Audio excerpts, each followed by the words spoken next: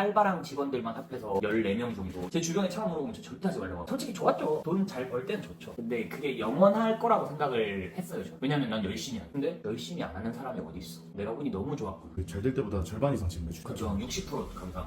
지금은 직원분이 몇 분 계시죠? 이제 없죠. 저랑 와이프가 갓난애기 데리고 와서 저기 보면 애기 침대랑 다 설치해놨거든요. 애기 눕혀놓고 바쁠 때 일하고 무걸리로 던졌는데 안 나가. 이 무걸리가 안 나가니까 멘붕이 오더라고요. 배달 한 그릇에 순대국밥을 1,900원에 팔면 한 그릇 팔 때마다 2,000원씩 적자가 나고 있었던 거를 몰랐어요. 제가 늘 그래왔듯이 지금보다 행복하게 만들 거라는 확신을 갖고 있기 때문에 다시 만약에 그 시절로 돌아가면 절대 하지 않아야 될 행동을 딱 하나만 얘기하면 버텨야 되는지 아니면 지금 당장 폐업을 하고 빠르게 손절을 해야 되는지 그 기준을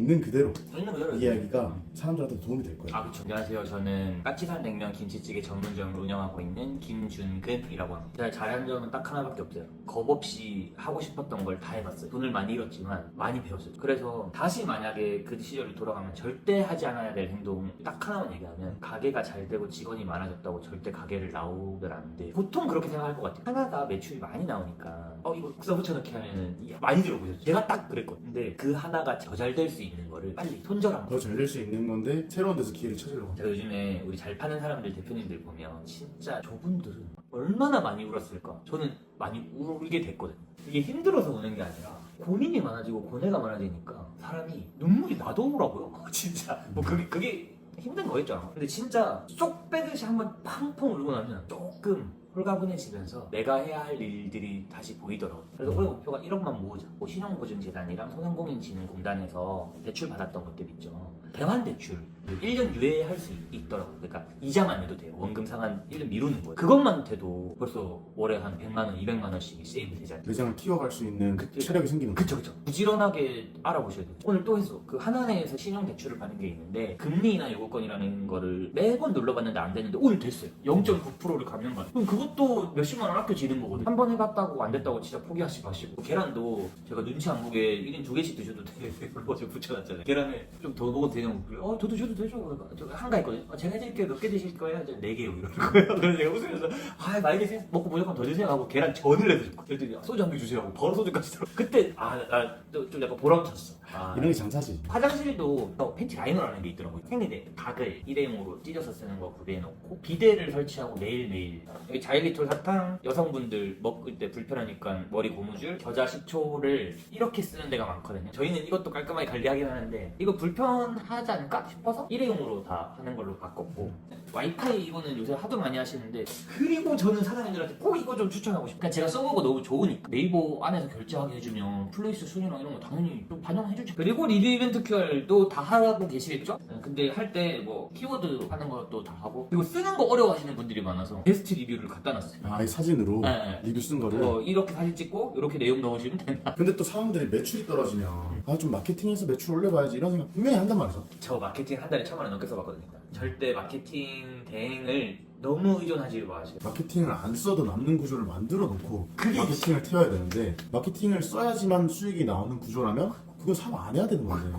능력심이 별로 없었거든요. 그래서 PT 일할 때 박봉이라고 하지만 너무 즐겁게 했었어요. 장사를 시작하고 내가 열심히 하니까 이 돈이 따라오는구나 싶어가지고 그래서 장인어른들에게 막 에어컨 사드리고 부모님한테는 막 안마의자 막 사드리고 하니까 너무 기분 좋아. 그리고 용돈 막 명절이라고 막 돈 막 빵빵 주고 막 누구 돌잔치라고 100만 원씩 주고 막 이러니까 내가 뭐가 좀 열심히 사는데 내 사람들을 위해 돈을 쓰니까 너무 기분이 좋아가지고 더 열심히 했거든요. 내가 그때 결혼했어야 돼. 직원들한테 우리 열심히 해서 아파트 사자. 밥 사 먹지 마라. 전부 가게에서 먹어라. 쉬는 날도 와서 먹고 돈 쓰지 마라. 이렇게 하고 저를 돈을 펑펑 쓰고 있었던 거.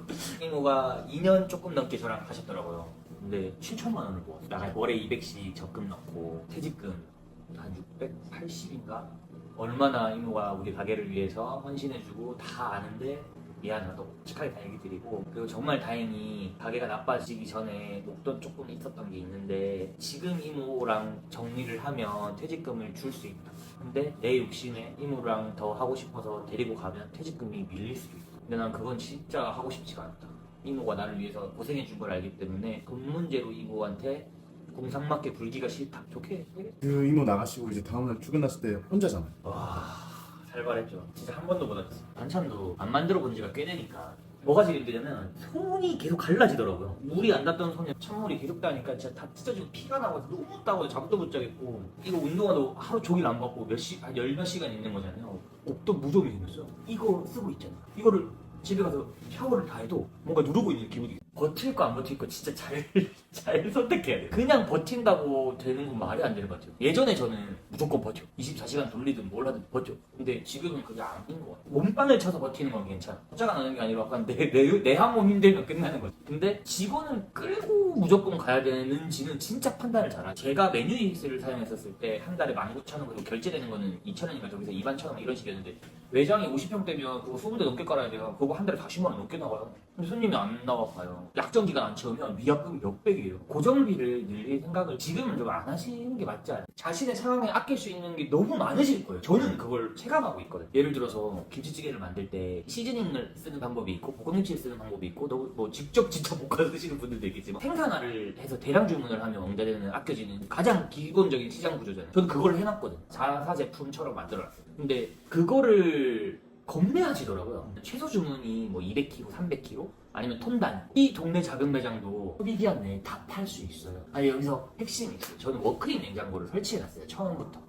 근데 워크인 냉장고가 있으면 재료 보관을 할 수 있으니까 한 번에 많이 받아서 그런 소스류들은 할 수 있고 신선식품들은 당연히 그렇게 못하고 근데 만약에 워크인을 설치할 수 있는 공간이 있으면 왜냐면 워크인은 새 걸로 하지 마시고 중고로 하시면 가격 굉장히 합리적이니까 손님들 계속 들려요. 얘기가 밥을 사 먹을 돈이 없다는 얘기. 제일 무서운 게 뭐냐면 제가 여기 오면 고봉밥 이렇게 드리거든요. 하루에 한 끼 먹는 사람이 진짜 많아졌어요. 여기 와서 이 고봉밥을 두세 그릇 먹어요. 한 번에 식사.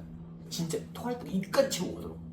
그거 보면서 진짜 사람들이 이 정도로 힘든가? 라는 생각을 되게 많이 하게 되더라고요. 코로나 때는 제가 감히 좀 건방진 생각을 했던 게 뭐냐면 그거 너가 열심히 안 해서 그런 거잖아 라고 생각했거든요. 왜냐면 나는 잠 안 자면서 맨날 일했으니까. 근데 그때는 그렇게 밤새서 하면 어쨌든 숨이 쉬어졌거든. 매출 올라갔고 돈 남잖아. 내가 갈아 넣은 만큼. 근데 지금 제가 갈아 넣어 봤거든요. 없어요. 그죠? 아 지금은 답이 없어요. 집 걸어서 뭐 5분 거리니까 샤워하고 다시 왔어. 그런 식으로 24시간을 운영을 해서 3개월 정도 했더니 매출이 한 2,000 후반대까지 올라가더라고요. 바닥에 누워있어 주방에서 그냥 박스 깔고 계속 누워있었거든요. 배달의 민족하면서 일어나가지고 그렇게 한 달 반 했더니 백지화가 되더라고. 사람 머리. 내가 뭘 하는지를 몰라요. 샷을 내리다가 내가 왜 내리고 있지? 그래서 이제 사람 뽑아야겠다. 매출이 한 3,000 중후반까지 더 올라갔어요. 그때 이제 이제 정직원 뽑아야겠다 하고 정직원 뽑고 또 열심히 몇 달 해서 하다 보니까 한 1년 됐을 때는 매니저도 2명 고용하고 카페에 알바랑 직원들만 합해서 14명 정도. 저랑 와이프 때 가장 많이 판 게 5,020만 원인가? 배달로 4,000을 팔았어. 콜은 1,000만 원 정도밖에 안 됐어. 배달로 월세 내고 직원들 월급 주고 운영비를 다 충당할 수 있어요. 꿀 매출이 순이익이에요. 그런 시절이 있었어요. 지금은 말도 안 되는 거지만 그때 그래서 흔히 말하는 프로토라는 거를 심취해 있었어요. 근데 사실 프로토 없어. 제가 생각했을 때는 왜냐면 새벽 4시 이럴 때 한창 잠들어 있을 시간에 전화가 계속 와요. 가게. 선생님 뭐 인터넷이 갑자기 안 돼요. 술 취한 사람이 왔어요. 화장실이 막혔어요. 어떡해요? 뭐 진짜 별 이유로 나가야 되는 경우들이 진짜 많았고 카페가 잘 되니까 월 1,000 넘게 비교적 수월하게 고생을 해서 만들어놨었잖아요. 월 1,000씩 나오게. 그랬더니 또 생각이 그럼 이제 밥집을 한번 해볼까? 이 매장에 국밥집을 차렸어요. 제가 밥집 한 번도 안 해봤잖아요. 촬영만 다녀봤지 밥집을.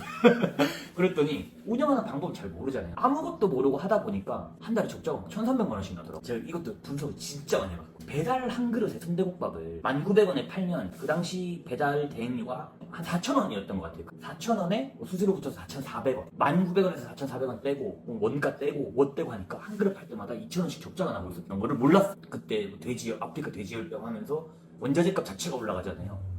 그리고 깍두기 써야 되죠. 청양고추가 원래 막 7만원 주고 한 박스를 사서 썼어요. 근데 막 겨울 되고 22만원 미친 듯이 올라가더라고요. 근데 고추를 안 줄 수는 없어. 제 주변에 창을 물어보면 저 절대 하지 말라고 하고. 그러니까 솔직히 좋았죠. 돈 잘 벌 때는 좋죠. 근데 그게 영원할 거라고 생각을 했어요. 저. 왜냐면 난 열심히 하고. 근데 지금은 어떤 생각을 갖냐면 열심히 안 하는 사람이 어디 있어. 내가 운이 너무 좋았고 원가 계산을 좀 세밀하게 안 하시는 분들이 너무 많더라고요. 저도 진짜 많많이 데이고 지옥까지 가는 경험을 느껴서 이제는 어느 정도까지 하냐면 이 고무줄 원가가 얼마일 것 같아요.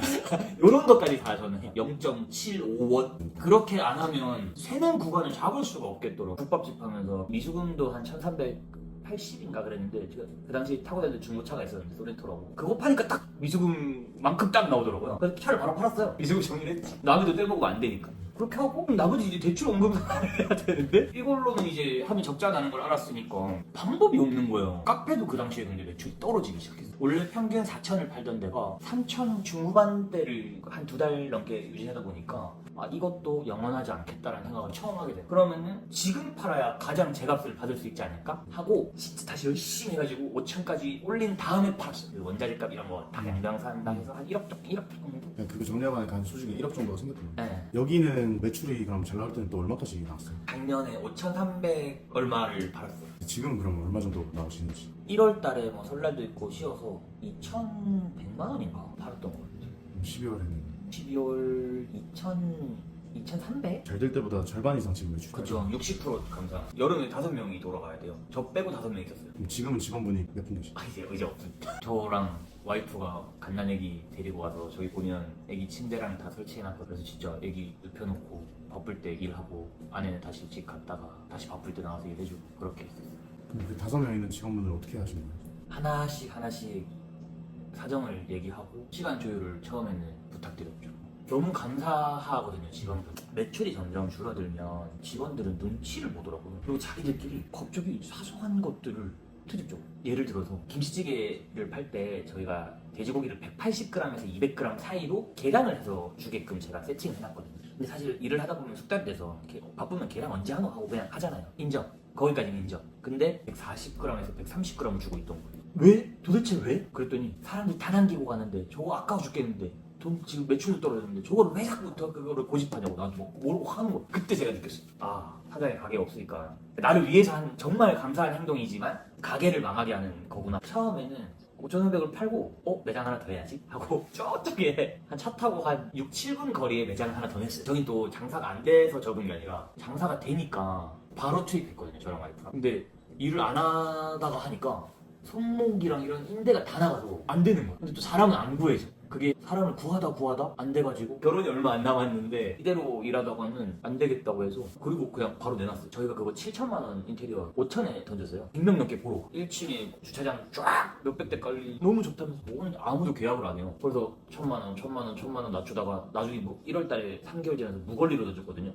월세는 300만 원씩 330씩 쭉쭉 나왔으니까 관리비랑 다 해서 이미 1,000만 원 까먹었어. 근데 안 나가니까 사람이 이게 똥줄이 타잖아요. 그래서 무권리로 던졌는데 안 나가. 야 이게 무권리가 안 나가니까 멘붕이 오더라고요. 아 이거 내가 욕심부렸구나. 왜냐면 5천에 던졌을 때 3천까지 나온 사람들이 많았어. 근데 그때 4천까지는 해주지만 3천은 안 된다 라고 얘기했거든요. 그때 3천이라도 넘겼으면 직원분 중에 한 명이 가부를 좀 해달라고 하시는 분이 있을 거예요. 팀이라고 생각하니까. 그때 제가 또 야간 12시간 일할 사람을 구하고 주간에 교육을 시키려고 오라고 했거든요. 근데 원래 홀에서 일하던 이모가 저 잠깐 없는 사이에 그 이모한테 근무 시간대를 물어본 거예요. 한 달은 아침 9시부터 밤 9시까지 한다고 하니까 이 올레골 이모가 자기 일을 내쫓으려고 하는구나라고 생각을 했나 봐요. 나갔다 왔더니 갑자기 자기 배가 아프다고 병원을 좀 가야 되겠대요.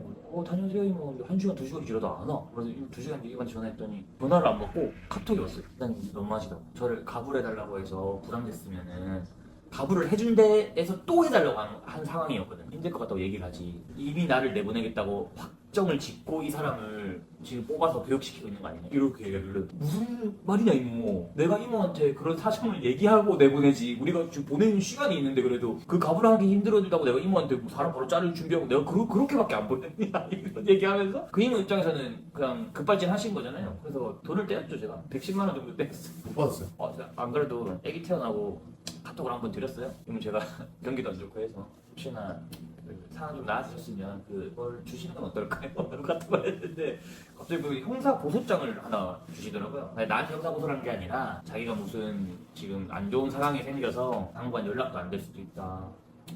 미안하다고 아무튼 얘기는 하시는데 그래서 이제는 그냥 그래 이 이모도 얼마나 힘들었어. 왜냐면 그 이모도 장사를 하셨거든요. 감정적으로 좀 있으면 경기 좋아질 거야 이렇게 해서 버티는 사람들이 너무 많단 말이에요. 버텨야 되는지 아니면 지금 당장 폐업을 하고 빠르게 손절을 해야 되는지 그 기준을 어떻게 잡아요? 지금 버티겠다고 결론을 낸 이유가 있어요. 혼자 몸빵치고 파트 이모 월 급여 160 정도를 드릴 예정이거든요. 그렇게 버텼을 때 한 달에 내가 낼 수 있는 대출 원금 이자가 감당이 가능한가? 고정비가 감당이 가능한가? 제가 한 달에 1,380만 원 고정비가 있거든. 숨 쉴 때 들어가는 기억. 그거를 버텨지더라고요, 혼자 하니까. 그래서 지금 눈이 많이 풀렸지. 너무 피곤해 보여. 아 진짜 좀 힘들긴 한데 어쨌든 그 고정비를 감당해내지 못하면 우리 와이프랑 하기는 무슨 일이에요. 제가 이렇게 해놨는데. 바꿔서 말하면 내가 내 몸 하나 힘들어가지고 한 달에 1,000만 원 이상은 벌 수 있다는 거잖아. 아 그쵸. 이 구간 버티면 엄청난 자신감이 생길 것 같아. 근데 저도 약간 믿음이 있어요. 제가 늘 그래왔듯이 분명히 다시 더 지금보다 행복하게 만들 거라는 확신을 갖고 있기 때문에. 그렇다고 돈이 안 남는데 하는 거는 진짜 너무 고통스럽겠죠, 사람이. 근데 저는 정말 다행히 프랜차이즈도 아니고 개인전이고 수익 구조를 어떻게든 만들어 놨으니까. 진짜 힘들 때 포기하고 싶을 때 있잖아. 저는 진짜 와이프 생각밖에 안 나거든요. 이게 폐업이냐 버텨야 되냐 이런 고민하고 있는 사람 분명히 많을 거란 말이죠. 어떤 말 좀 해줄 수 있을까? 이게 저도 처해 있는 상황이니까 도움이 조금이라도 되면 너무 좋겠다라는 마음으로 얘기하면 해볼 수 있는 건 다 해보세요. 단 돈을 쓰거나 사람을 써서 쉽게 하려고 하지 마시고요. 진짜 본인의 힘으로 해보세요. 마케팅도 집집마다 돌아다니면서 무료 식사 쿠폰 5,000군데 넘게 붙여봤거든요.